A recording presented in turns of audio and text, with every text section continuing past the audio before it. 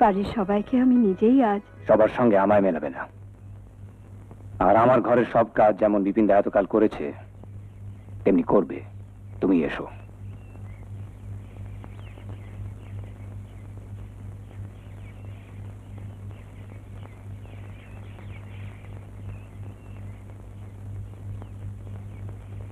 কোথায় ছিলে তুমি?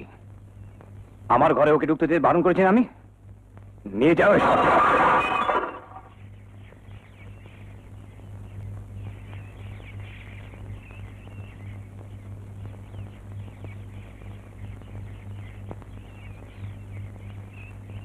কি হয়েছে?